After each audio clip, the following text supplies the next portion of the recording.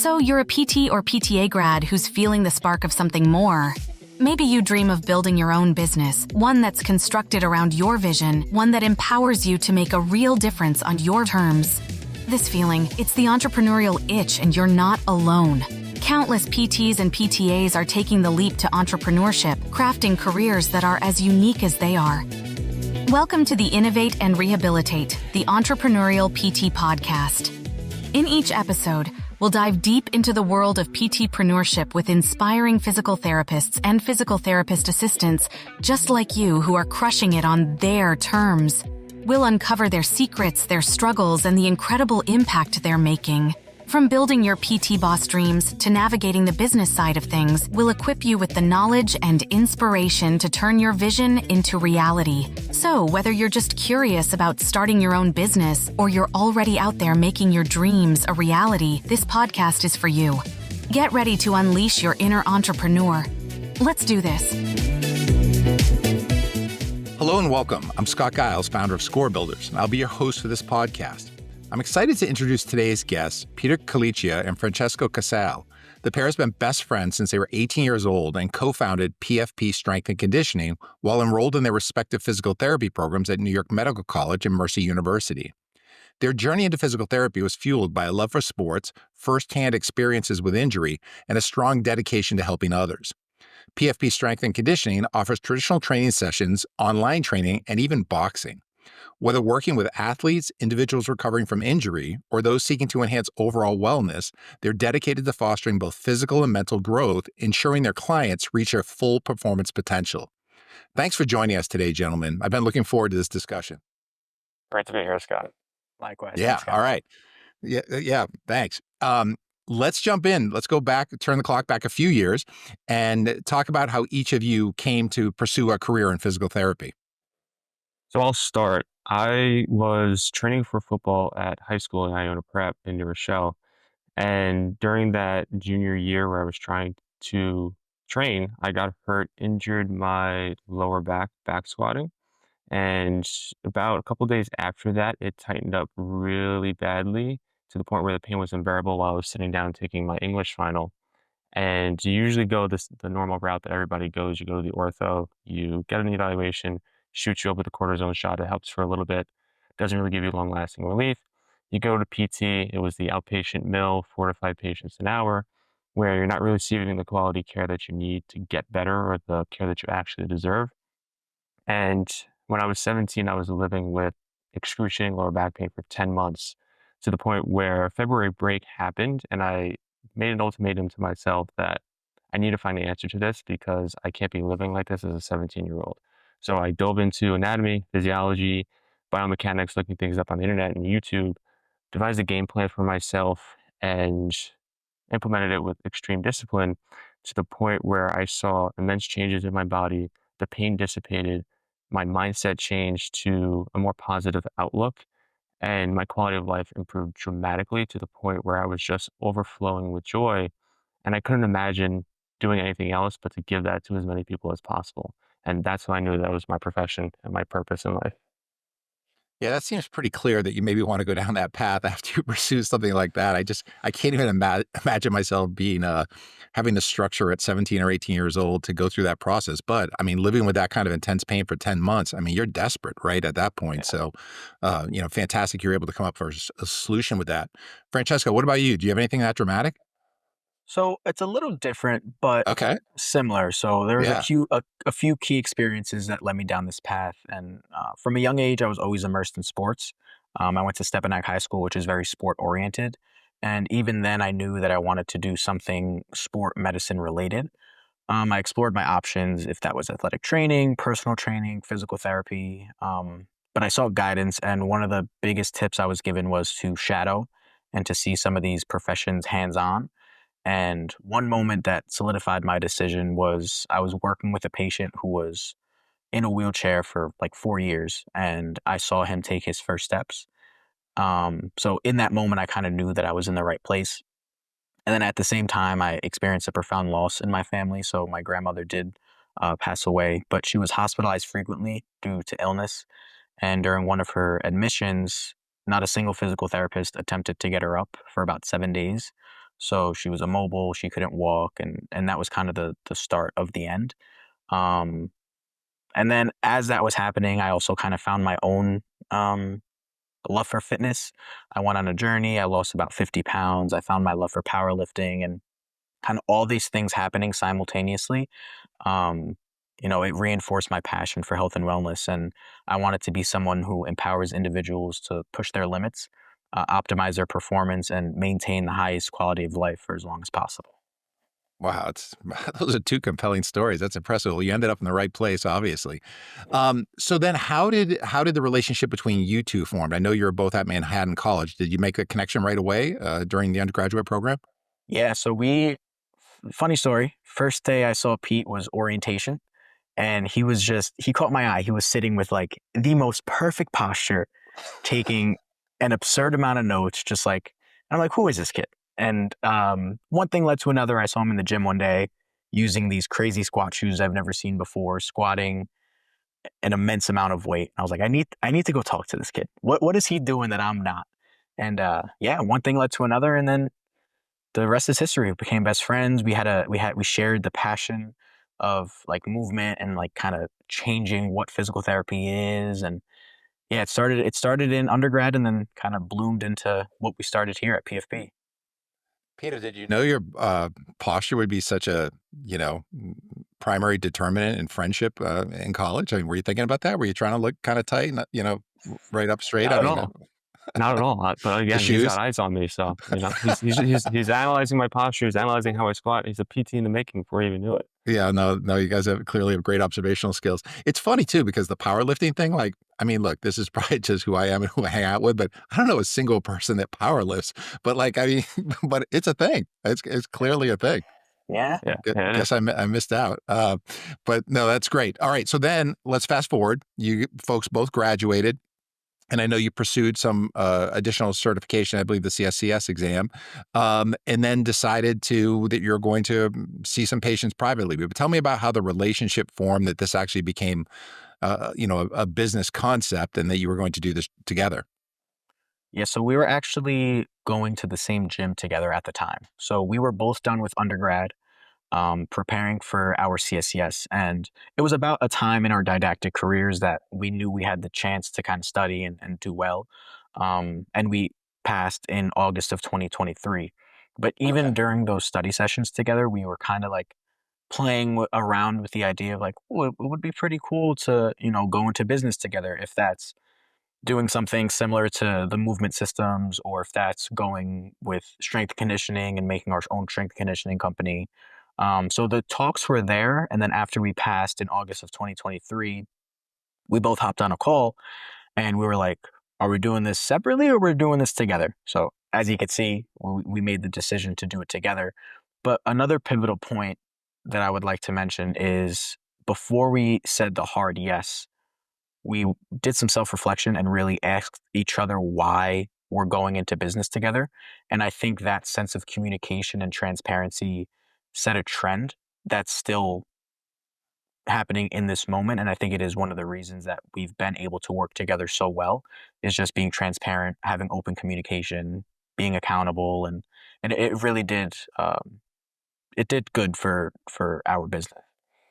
No, that's great. I mean, it seems like you guys were practically separated at birth, in terms of mission, powerlifting, everything else, which is great. And you both seem very grounded and very honest, which, look, I mean, probably the most critical factor in running a business. Okay, so you knew you wanted to use your developing skills. You knew these skills were going to continue to flourish in physical therapy school. But then how did you go from, yeah, let's do something together? So what did you settle on, and how did you kind of break out those responsibilities? Yeah, so what we were able to do is within that conversation that we had, we were able to see each other's strengths and weaknesses. So, for example, Francesco ran his own fitness page for about a year before doing the combo with both of us. So he was really good at the social media aspect, the camera, the marketing in that regard. I had no clue how to do that. That's not my style. That's not my MO. I'm more of the type A personality. Give me a bunch of numbers, give me a bunch of administrative stuff, logistical stuff, legal stuff. I'll take care of that piece. So that kind of was using each other's strengths together and complementing each other's weaknesses. So we didn't really delineate who's going to do what. It just kind of coalesced to that point. And then that allowed us to hit the ground running in terms of, after we got the CSCS in August of 2023, we started the Instagram page. Chesko knew what to do. He was teaching me along the ropes, telling me what to say. I had the ideas for the content. So it was a good combination there. We got our name out there. He designed the logo. He's more of the creative piece of the dynamic duo. I am not. I'll just be honest. But Yeah, he got the it's fine. he got the logo out. Then I was able to take that and talk to some lawyers about getting the trademark going for that logo. Then I was the one that did the application for the LLC. And as we're doing that, we're just collecting more clients, building up our books, and then eventually we hit the ground running when the LLC was established in December of 2023. So at what point were you in your physical therapy programs at that point in time? When I was studying for the CSCS, I just finished my first clinical rotation at Stanford Hospital, and it was a transition semester between that point and the fall semester. Yeah, So so I was on my second year. I was in my second year, but I did not do a clinical rotation yet. So we were, yeah, second year, and I was taking some exercise science classes in the DPT curriculum. So that also helped kind of set a good foundation to take the CSCS. Yeah, for sure. So how did you balance this? I mean, look, being, as you guys know, being in PT school is a full-time job plus, and now you're, even though Peter, you're like, hey, look, I'm better with the numbers, I'm better with some of the legal stuff. Look, you still have to learn that stuff, right? You may be good for it, it may come quickly to you, but that's foreign material for people as they're trying to, look, what kind of corporation should we be? How do we get a trademark? And it is wonderful. You guys were so complimentary in terms of your skill sets, but clearly you had to have a willingness to to take to take on the unknown in order to make this viable. I mean, we say these things in passing, like getting a trademark. I mean, these things are not trivial and they're not easy. So tell us more about that kind of discovery process of what you didn't even know you needed to know at the time.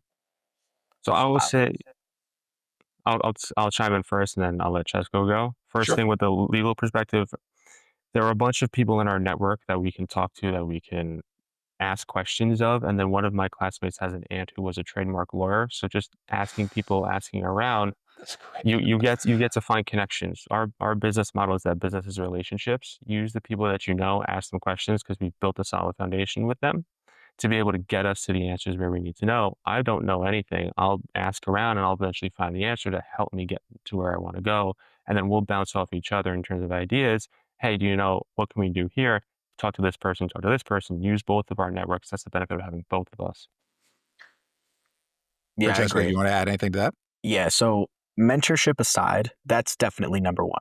Using our network, having mentors kind of guide us through some of the things that we didn't exactly know what to do.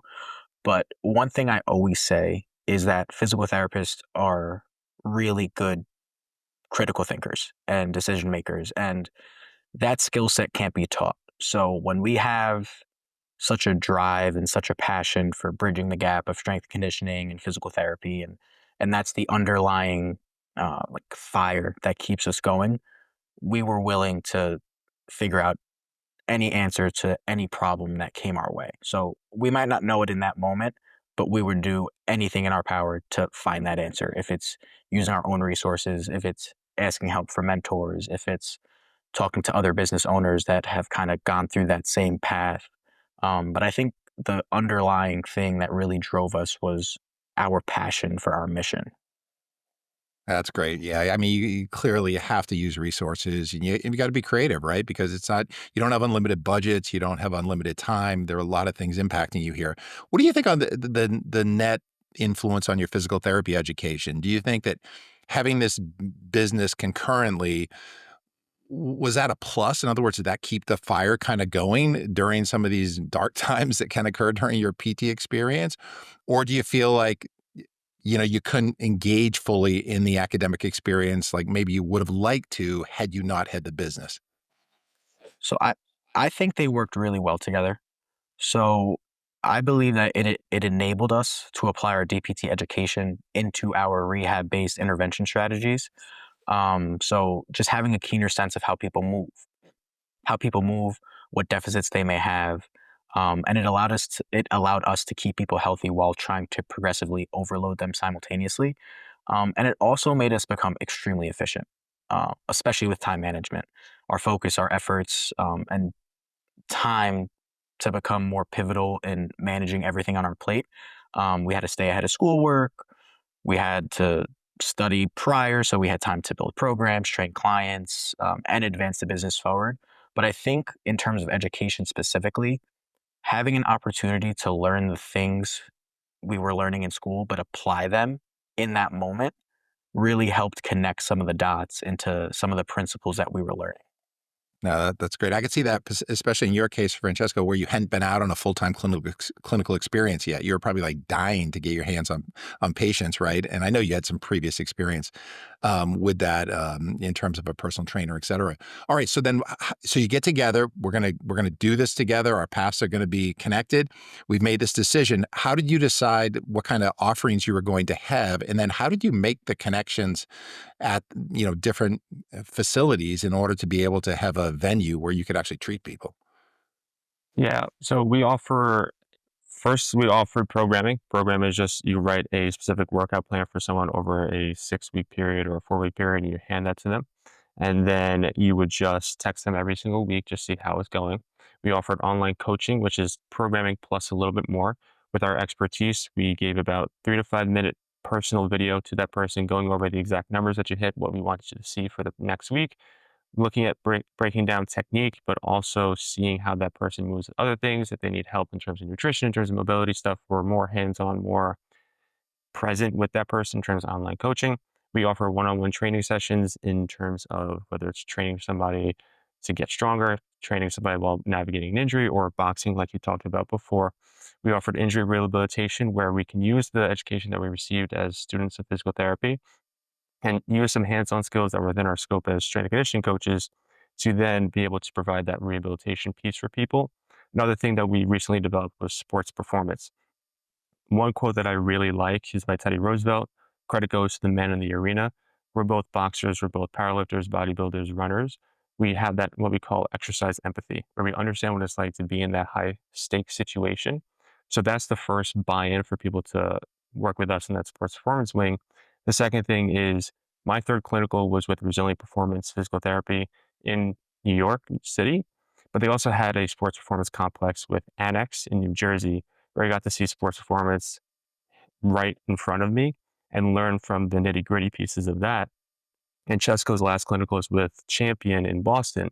So combining that educational piece from sports performance and everything that we do in our own training combines to give us the much more quality for that wing down the line when we're eventually physical therapists. And to touch base on the other piece about how do we get to different gyms, it's simply just reaching out to somebody in terms of a conversation, being as transparent as open as possible in terms of what we're trying to build, what we're trying to do, whether there's a relationship there, whether it's just collaborating for content, whether it's, hey, can we start putting some of our clients there? Can we start training some of our clients there? Or it's just simply, hey, just stay in the network, stay in conversation, stay in communication, and then just go on from there. Okay, great. What about pricing? How did you come up with your pricing model? So I'll talk about that as well. What we decided with the gyms in terms of rent, we had to figure out how much was rent, how much percent stays behind into the business, and then how much do we want to make per hour. So with the in-person training sessions, we had a certain number, and then we subtracted 30 from it. That's the rent that we're paying for both gyms that we're at. And we'll talk about those two gyms soon. And then we took 20% off of the top, and then whatever was left went to either Francesco or me, depending on who did the session. In terms of programming, it was a fixed rate. In terms of online coaching, it was a little bit more. It's a higher ticket item because there's more involved. And with all of those packages, we like to offer, let's say, a 10 session package or a 3 month commitment for programming, because we knew if we get you in the door for a longer period of time, you could be more consistent.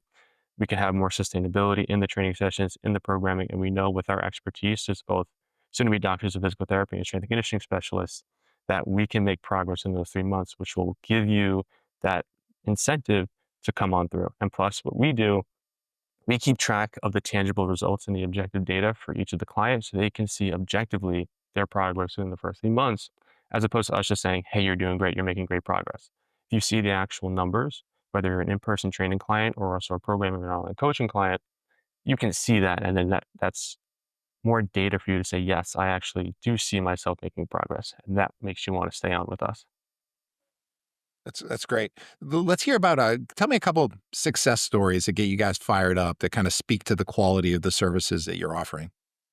Yeah, so the success story that we wanted to talk about was actually a great story. I was working at a gym at the time, and one of our now clients was deadlifting, and he came over to me and he was like, "I heard you're a deadlift specialist." And I was at the time I was like, "Oh, okay, that's cool that someone told you that." Sure. Um, but he really didn't ask for any tips in the moment. But I offered him that if you need anything, don't hesitate. I'm in your corner. Tips, tricks, whatever you may need for the deadlift, you know who to come to. And then one thing led to another, and I was giving him some tips and he was making some progress. And it was a back and forth between who was programming him, like who was his coach at the time, and some of the principles that I've learned with CSCS and stuff like that. And I just told him, I was like, give me a shot. What's there to lose? Give me a shot. Like, I'll program you free of charge. He was a close friend at the time. Let's see where this can go. Um, and then Pete can kind of continue on with how that turned into a success story. But something as simple as being willing to help a stranger in a moment can kind of build something as beautiful as our relationship with this specific client. Yeah. Absolutely. And I'll continue that story. So I was invited in, and then because we were both a tag team, we're together. In 2023, we really worked on his technique. We really worked on his progress. He was feeling confident. He signs up for a meet April of 2024. Before we get him into that meet prep program, he severely injures his lower back. And we're talking injury where he can't sleep, whether it's on his back, on his side, on his stomach, can't fall asleep. He's in excruciating pain. The only rest he gets is putting his hands like this and putting his head right on his head, on his hands, trying to close his eyes that way. That was the only way that he can sleep. And he is someone that is going to light up a room. He's always going to go to every single person and say, "Hey, how you doing? How was your day?" Got the biggest smile on his face. And after he got injured, the first time I saw him walk into that gym, he looked defeated, he looked hopeless, and he looked like everything was lost. And we were the steady captain of the ship through the chaos of the storm to be able to take him from being injured to getting him to that meet where he wants to hit where he wants to hit that number in April. It was 3 months where we first started with desensitizing his lower back. Again, powerlifting is a high force production movement. A lot of big muscles front to back are going to squeeze you. So you have to work on opening that space up, getting him to expand. Also, when you're very stiff and rigid, you're going to lock up and move like a unit. I always say, imagine a refrigerator rolling down a hill. It doesn't rotate, it doesn't roll, it doesn't move. So working on getting him those relative motions of the hips back so that he doesn't have to rely on his lower back. Ground-based exercises first, getting him deep breathing, getting him out of that fight or flight drive, then working on regaining that relative motion, then working on gentle body weight hip hinges with a staggered stance to get that rotation in the hips and the pelvis, then reintroducing some goblet squats where he's breathing and bracing throughout all of it. Breathing first, sitting at the bottom, breathe, brace, then getting him back to hinging with dumbbells, then getting him back to deadlifts. And throughout all of that time, he trusted in us completely, and we're ever grateful for that. He went from not being able to sleep, walk, stand without pain to deadlifting an all-time PR at 520 pounds in April. In a span of 3 months, he was able to do that. And we credit that That's to our crazy. Wait. education and also our strength and conditioning prowess. Oh, that's fantastic. And I bet you saw that smile back as well, right?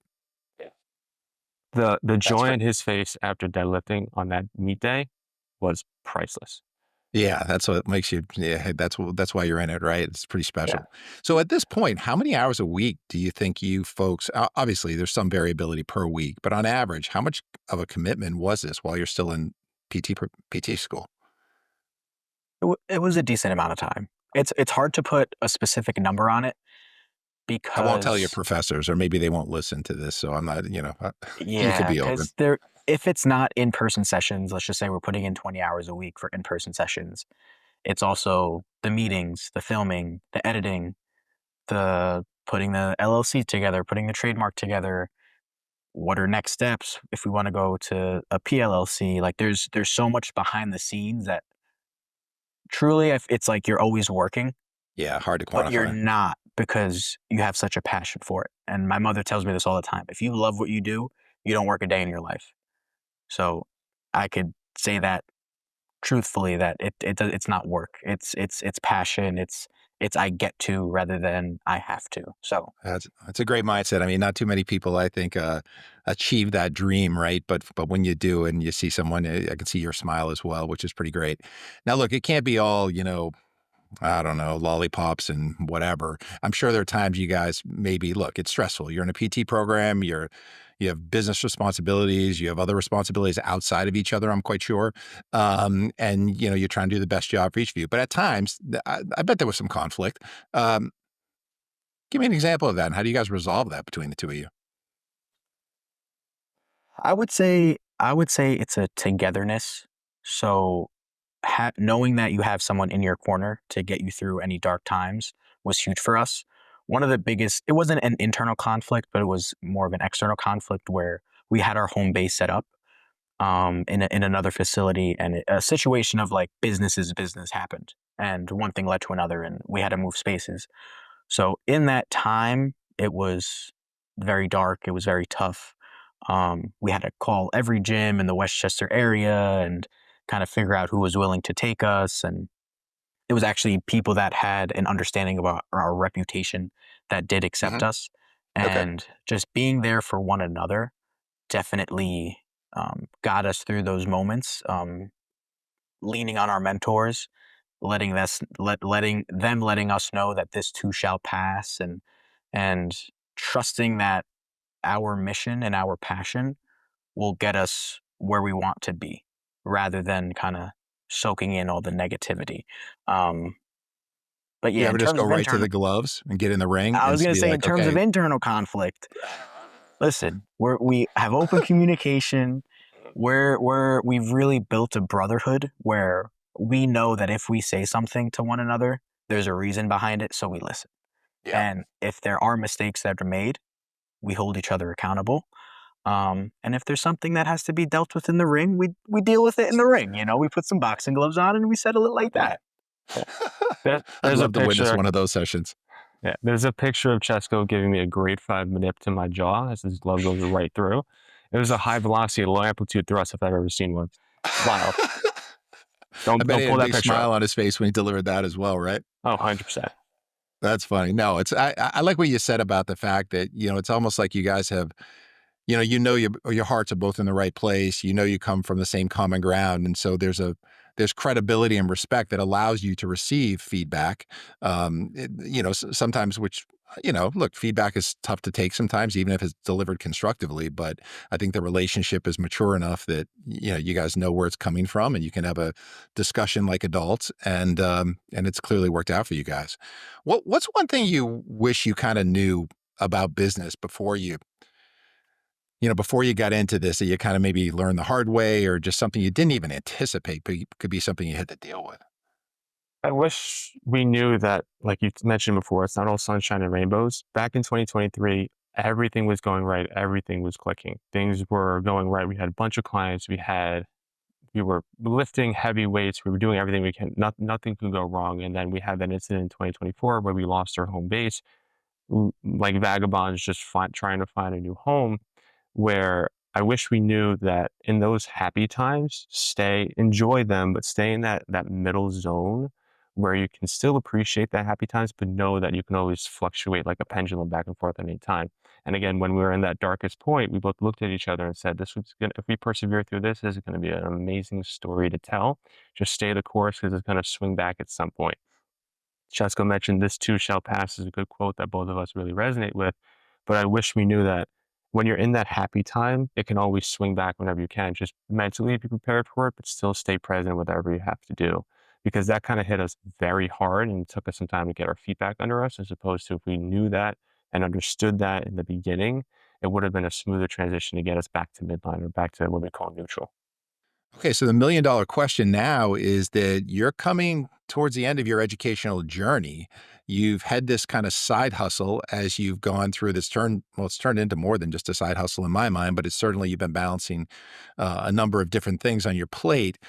graduation comes, do we seek traditional employment, continue to do the training on the side?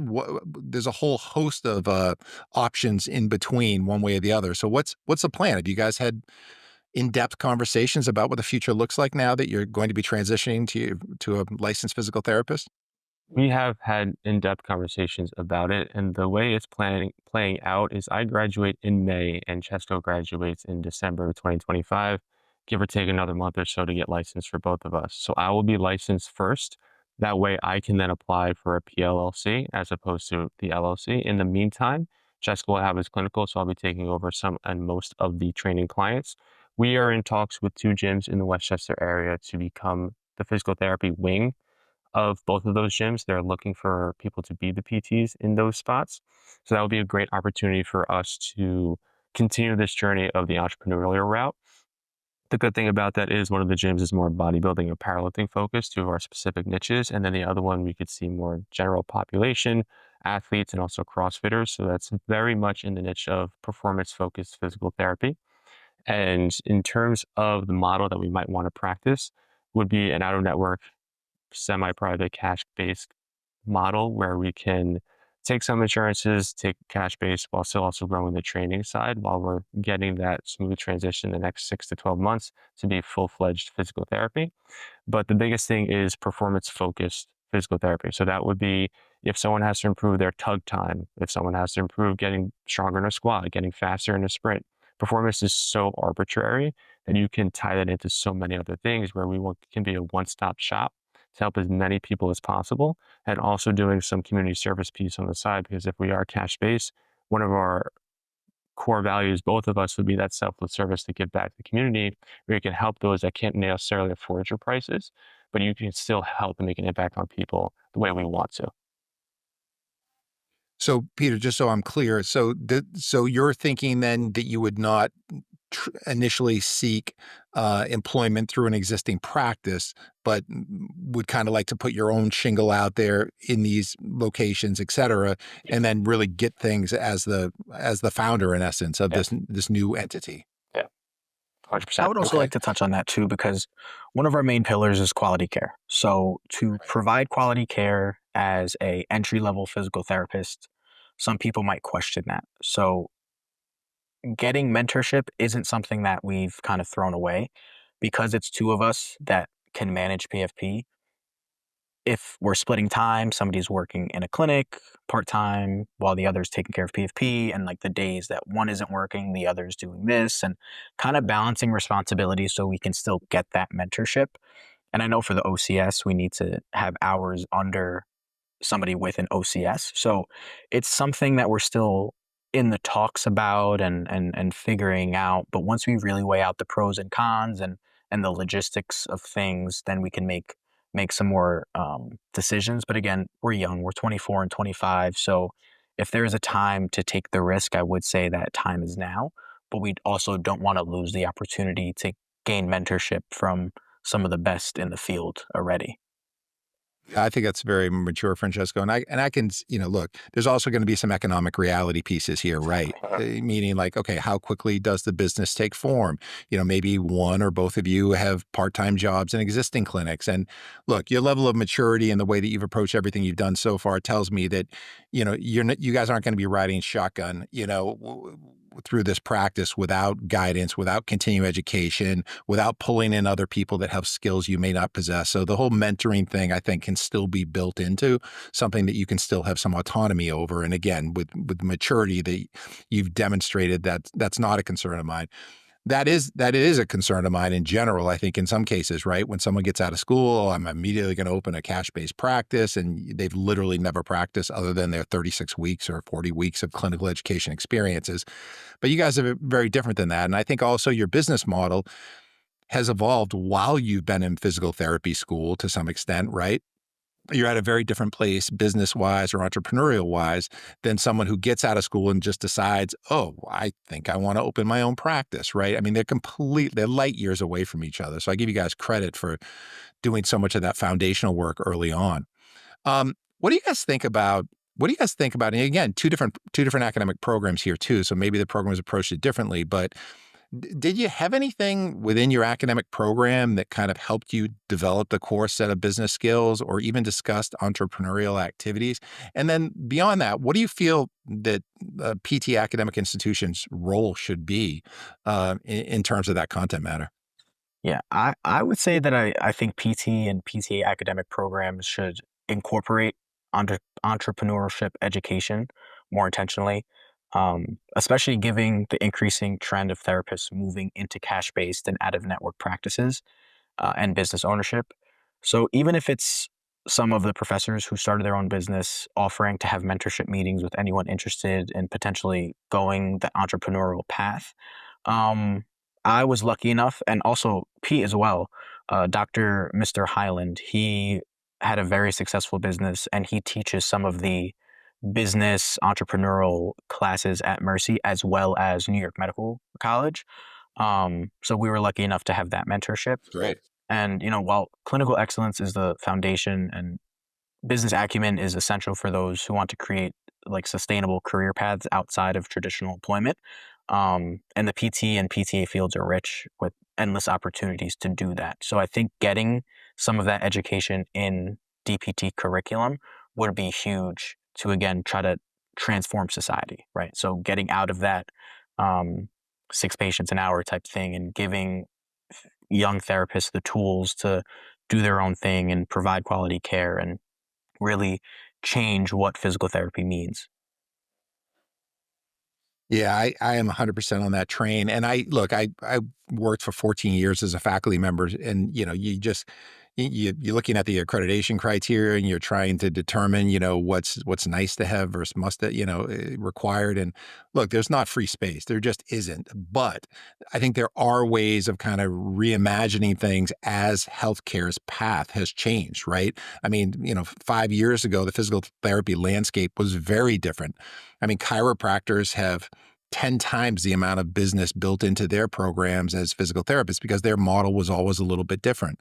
Well, our model is changed, and we are many times the direct portal for patients to come to us. So I think you're right. And I think the APTA has done a pretty good job of that. I think in terms of their offerings, if you look at what's offered at CSM now, some of the specialty groups, the mentorship process they have in place.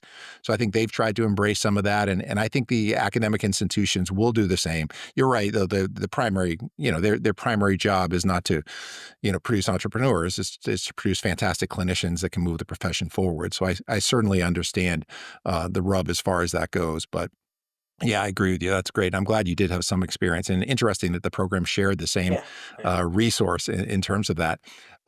All right. So in closing, folks, I'm going to give you each a shot to just, what words of advice do you have for, people listening to this podcast? And again, I'm assuming people listening to this podcast have some interest in maybe one day doing something on their own.